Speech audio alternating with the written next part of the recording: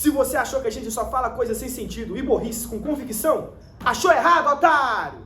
Tá começando agora mais um choque de ciência com os renomeados caminhoneiros dessas estradas brasileiras. Roda a vinheta, Alessandra!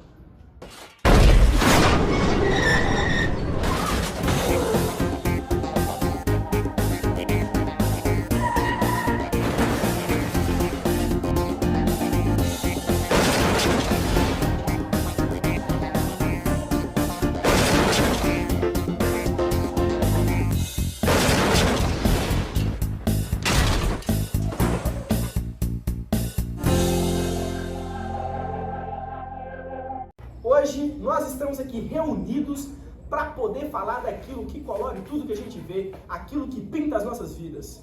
Os corantes!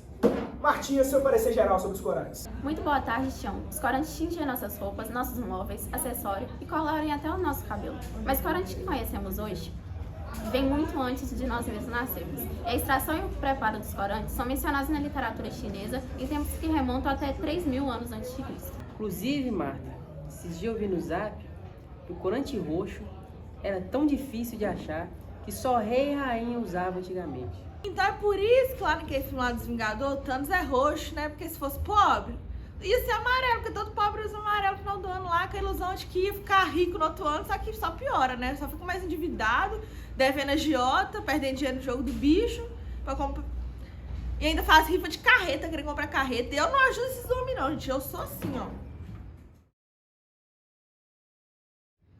A cor azul antigamente era uma cor muito requisitada pelas pessoas. Comparado ao vermelho e amarelo, a tonalidade azul não era muito comum em plantas até que o corante azul índico foi fabricado. Ele recebe esse nome por conta da planta Indigófera tinctoria, planta que teve seu nome nomeado por Marco Polo. Marco Polo pra mim é aquela brincadeira que a gente brinca quando era criança lá no Riacho, né? Mas falando de Riacho também, o nosso querido roxo, ele vem do lula lá, do molusco, não sei o que lá, que secreta um composto que revela sua cor roxa pela oxidação do ar, ou seja, faz o... Tal qual, Sergiona, a cor azul, que usando folha seca, aparecia o índigo, né? Que aparecia depois de fermentado em soluções alcalinas e depois oxidando. Aí aparecia o azul. Só um adentro antes de ir pro próximo quadro. Pode falar, Marta, mas se for do corante roxo de novo, eu vou cortar sua fala. Eu ia falar que o corante roxo era atribuído ao herói Hércules. Ia! Não vai falar mais. Adolf von Boeing começou a investigar a estrutura do corante lá em 1865, igualzinho investiguei meu marido e descobri que ele me traiu. Agora eu sou divorciada e não tenho um corante que pinte minha vida de novo. Realmente, uma fatalidade. Mas é importante ressaltar que a síntese do índigo, feita por Bayer, exigia 7 reações químicas distintas. A estrutura molecular desses compostos permite a absorção de certos comprimentos de onda de luz do espectro visível. A cor real da tintura que vemos depende dos comprimentos de ondas de luz visível, que é refletida de volta em vez de ser absorvida. Realmente, eu não entendi nada do que você falou. O que ele quis dizer é que se todos os comprimentos de onda forem absorvidos, aparecerá a cor preta. Se algum comprimento de onda for refletido, alguma cor vai aparecer. E se todos forem refletidos, a cor branca irá aparecer. O beta-caroteno, ele tem 11 ligação dupla e conjugada. Como essa conjugação pode ser estendida e o comprimento da luz pode ser absorvido, pode ser alterado quando átomos como oxigênio, nitrogênio, enxofre, brom, cloro também faz parte desse sistema alternante. Fica lá, vai e volta, que é coisa assim, sabe? E é muito bom eu ter capacidade de compartilhar esse conhecimento aqui com vocês hoje, nesse choque de ciência, gente. E como que isso afeta o Flamengo? É porque, fora as tinturas orgânicas, os minerais finamente moídos foram usados para criar cor. E um corante antigo, vindo de uma planta que continha um corante chamado alizarina, muito usado na Índia, na Pérsia e no Egito, ele era uma matéria corante mordente, ou seja, ele era dependente de uma substância para fixar a cor do tecido. Essa substância era um íon de metal. E esse corante aí produziu um vermelho muito intenso que futuramente veio ser usado para tingir as camisas. Ou seja, sem mordente, sem camisa do Flamengo. Interessante. Eu estava lembrando aqui também de um trem que mandaram no grupo do Zap, que Deus está no comando da roda. Aliás, um grande abraço para Corujinha Vlog, um dos grandes caminhoneiros do Brasil. Mas enfim, Estava lembrando aqui que eles disseram que o processo de tingimento com corantes naturais nem sempre produzia resultados uniformes. Com frequência era complexo e demorado, mas o vermelho alaranjado, quando era obtido, era uma cor bonita com excelente fixação. Fora que antigamente, para você ser tintureiro era mó rolo, né?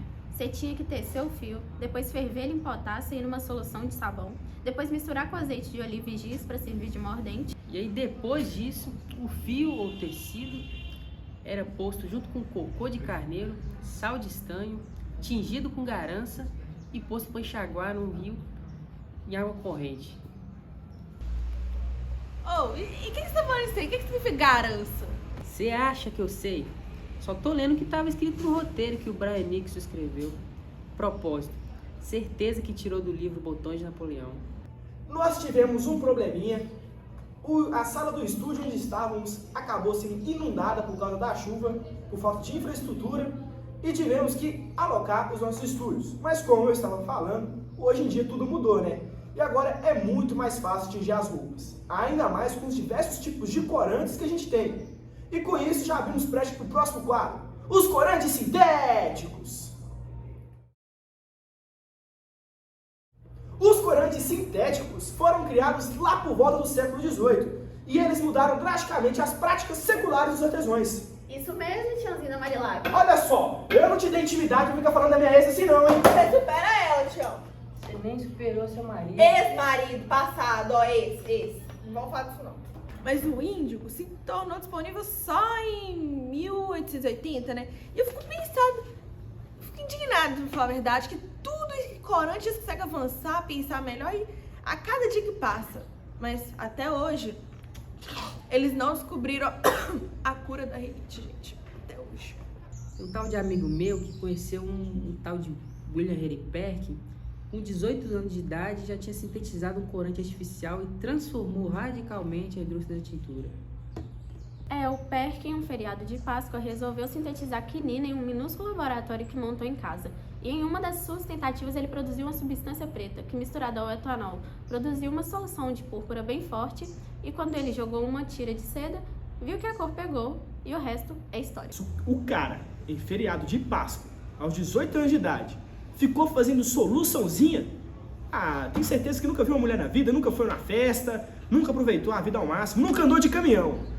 E assim, o experimento original foi uma equação aí que eu vi, eu acho que é essa aqui, ó. Põe aí, produção, por favor. E foi essa equação aí que gerou a malveína, que até hoje é um pouco misteriosa, né? Assim, difícil de entender. Mas ao decidir fabricar o corante Malva, Perkin deu um salto no escuro e conseguiu muito dinheiro. Aí lá em 1873, né, ele vendeu sua fábrica após operar durante os 15 anos. Aí ele ficou rico, né? E passou essa da vida lá, estudando química à toa em casa, não tinha nada pra fazer, aposentar. Aí eu pretendo fazer igual, vender o meu caminhão e passar o resto da minha vida lá deitado, vendo de pensão meu marido que me deixou. E cuidando do meu filho, né, tadinho, tá lá. Bom, o problema do comércio do corante é o imposto que o governo coloca sobre ele. Imposto errou! Muito bem, vamos para o próximo quadro agora, o legado dos corantes. Quando Perkin aposentou, não havia ninguém com o mesmo conhecimento que ele, e não apareceu ninguém para substituí-lo. E foi aí que a Alemanha teve um boom nos corantes sintéticos e foi lá que essa área mais se desenvolveu. Ao contrário de outros países em que a pesquisa química continuou como prerrogativa das universidades, os acadêmicos alemães tendiam a trabalhar em estreita associação com os químicos industriais. Essa prática foi decisiva para o sucesso da indústria do país. Mas aí tem a questão do investimento, né? A Alemanha investiu muito dinheiro na indústria química, física e por volta ali de 1939 na indústria bélica também, né? Bom, eles tinham também o sindicato dos corantes, né? O sindicato da Corporação da Indústria de Matérias Corantes, que em alemão é Interessen. Ô, Alessandra, bota esse nome na tela aqui, por favor. Aliás, um grande abraço para a Alessandra, viu? Beijão, Alessandra! Inclusive, Tião, agora eu vou falar um assunto muito sério aqui com você, porque eu tava lendo e fiquei sentida, sabe? Mexeu no âmago da minha alma. O IG Farben, né, dos importantes patrocinadores do Partido Nazista, virou parte da máquina de guerra do Hitler. que nesse sindicato teve uma grande influência e foi crucial para as indústrias químicas durante a Segunda Guerra. Mas infelizmente, nossa, chão. É uma fatalidade. Muitas dessas pesquisas químicas, não só de corantes, mas de todos os outros produtos que tiveram nessa época, serem testados em pessoas inocentes, que não tiveram culpa de nada, presas lá nos campos de concentração.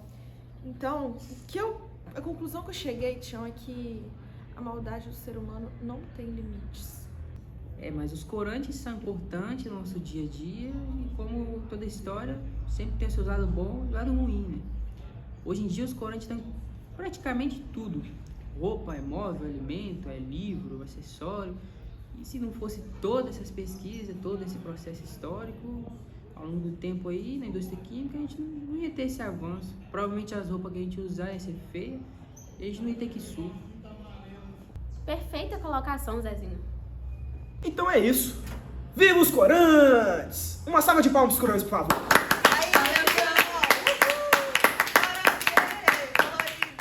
Eu queria te dar um recado aqui, que esses dias eu li uma matéria lá que fala sobre o corante da câncer, esses trem tudo, e eu quero falar que eu tô indignada que isso é puro mimimi e falácia desse povo, porque é o seguinte, essa geração é cheia de coisinhas, sabe? A gente da antiga não é assim não, só.